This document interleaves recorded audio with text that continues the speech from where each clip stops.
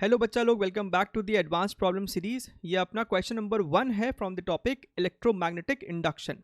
हमने इससे पहले रोटेशन, रे ऑप्टिक्स, ग्रेविटेशन और मैग्नेटिज्म पे 5 क्वेश्चन ऑलरेडी अपलोड किया हुआ है विद डिटेल्ड डिस्कशन। आप चाहे तो उसे जाके देख सकते हैं, लिंक आपको नीचे मिल जाएगा सभी का। ठीक है, तो चलिए सवाल को एक बार समझ लेते, पढ़ लेते हैं। एक अच्छा सवाल है from the concept of time varying magnetic field. सवाल में आपके पास क्या कह रहा है कि ये एक स्क्वायर फ्रेम है और ये मासलेस रॉड्स है। ठीक है, इसके ईच कॉर्नर पे आपको एक पॉइंट मास है जिस पे चार्ज Q है। चारों चारों आइडेंटिकल है आपका। ठीक है, now this square frame is kept symmetrically in a circular magnetic field. ठीक है, ये आपको मैग्नेटिक फील्ड है which is into the plane. ठीक, ओके। अब हमसे सवाल में क्या कहता है, suddenly the magnetic field is switched off. ठीक है, अभी आपको मैग्नेटिक फील्ड बी नॉट था 4 टेस्ला, आपने अचानक से इस फील्ड को स्विच ऑफ कर दिया all of a sudden. Then choose the correct statements.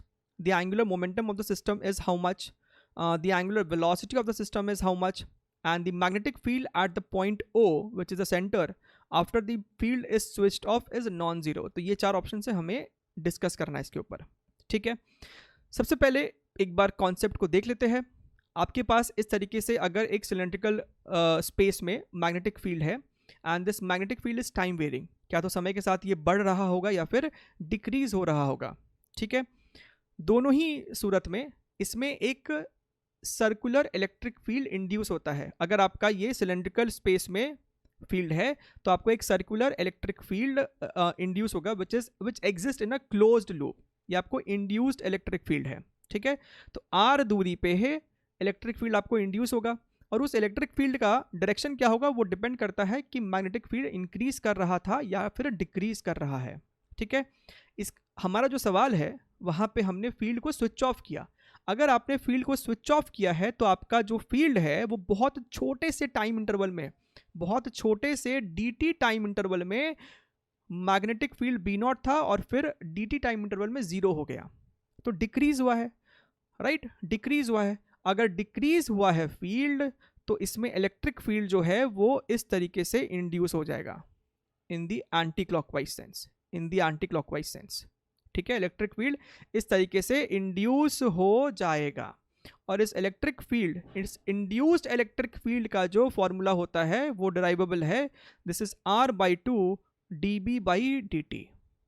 ठीक है, तो यही हम पढ़ के आते हैं in the concept of time varying magnetic field, short form है इसका TVMF।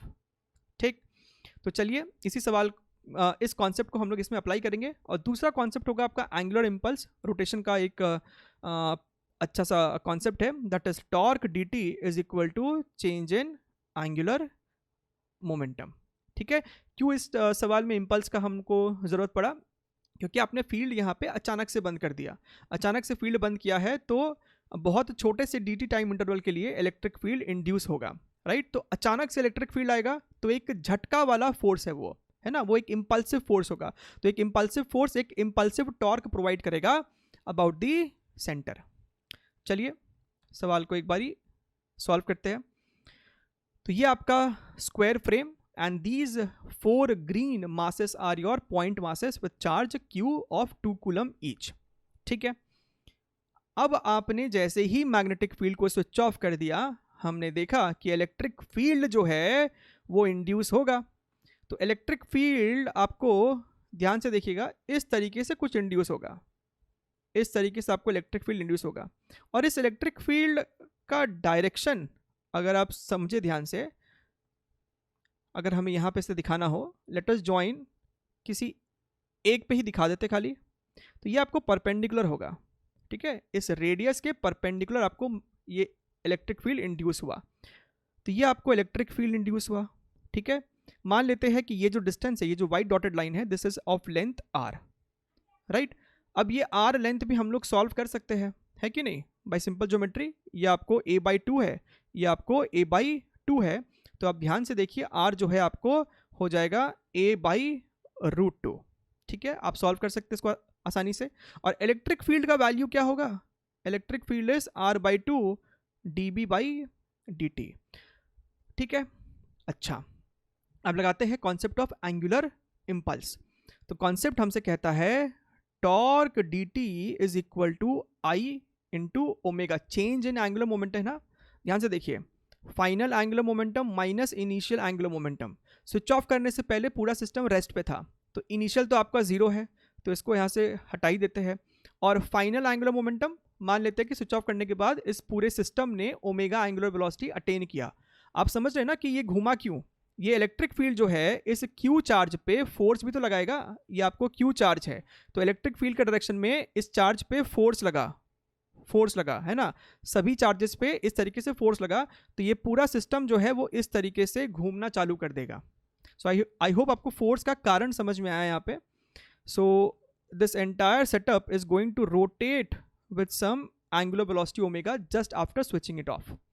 ठीक, तो आपका फाइनल एंगुलर वेलोसिटी जो है, एंगुलर मोमेंटम जो है वो पूरे सिस्टम का moment of inertia multiplied by omega हो जाएगा। ठीक, अच्छा, what is this torque? Torque आपका होगा R into F, so this is R, और ये फोर्स कितना होगा Q into E, so this is R Q into E, और ऐसा चार है ना, ऐसे चार है, so 4 dt is equal to moment of inertia.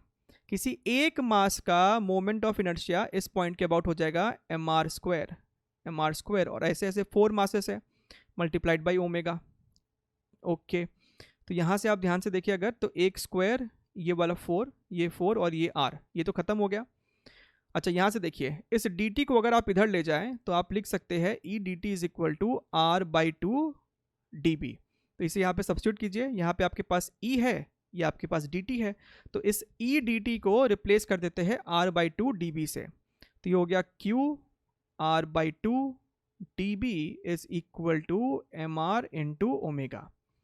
तो ये r और r फिर से चला गया, राइट, इम्प्लाइज ये आपको हो गया q by 2 integral dB, and what is integral dB? That is your b naught, तो ये आपको हो गया b naught is equal to m into omega. तो यहाँ से मेरा एंगुलर वेलोसिटी हो गया q b not divided by 2m, है ना। तो q की वैल्यू है 2, b नॉट की वैल्यू है 4, 2 मल्टीप्लाइड बाई मास इज 0.1, तो ये आपको हो गया 40 रेडियंस पर सेकेंड। तो मेरा ऑप्शन नंबर सी जो है वो तो आ गया। एक बारी आपका ओमेगा आ गया तो एंगुलर मोमेंटम वैसे ही आ जाएगा, आई इंटू ओमेगा क्या था, mr square 4 omega, so final angular momentum is mr square 4 times omega. Mass आपका 0.1 है, r आपका कितना है, r आपका a बाई रूट 2 है, तो उसका स्क्वायर करेंगे तो a स्क्वायर बाई 2, और a की वैल्यू 1 है, सो 1 square by 2 multiplied by 4 multiplied by omega. ठीक, तो यहाँ से कितना हो गया, ये आपका 0.1 है, ये 10, तो ये 0 इसके साथ ख़त्म, ये 2 इसको कट करके 2, सो 2 4 8, सो 8 न्यूटन मीटर सेकेंड। ये आपका हो गया angular momentum which makes option number A as the correct answer. और अच्छा, अगर ए करेक्ट है तो बी ऑटोमेटिकली गलत हो गया। डी देखिए, the magnetic field at point O after the field is switched off is non zero. जैसे ही आपने स्विच ऑफ किया, ये स्क्वायर फ्रेम इस सेंटर के अबाउट रोटेट करना चालू कर देगा। So it is just like कि आपका चार्ज मूव कर रहा है एक सर्कुलर पाथ में, चार्ज जो है इस सर्कुलर पाथ में क्लॉकवाइज डायरेक्शन में मूव करना चालू कर देगा, and moving charge means current flow कर रहा है बेसिकली। तो इस मूविंग चार्ज के वजह से, जो चार्ज आपको इस तरीके से मूव कर रहा है, इस मूविंग चार्ज के वजह से सेंटर पे फील्ड तो आएगा ही आएगा ना, है ना अपने पास। अगर एक करंट कैरिंग सर्कुलर लूप है तो सेंटर पे आपका आता है field mu not I by 2r। तो उसी एनालॉजी से हम कह सकते हैं कि यस, स्विच ऑफ करने के बाद सेंटर ओ पे एक मैग्नेटिक फील्ड आएगा, which means option number D भी आपको सही है। सो इस सवाल का आंसर हो गया ए, सी एंड डी। ठीक, सो आई होप आपको ये पूरा सवाल अच्छे से क्लियर है और समझ में आया होगा। हम लोग ऐसे ही सवालों में मिलते रहेंगे, तब तक के लिए टेक केयर, बाय बाय।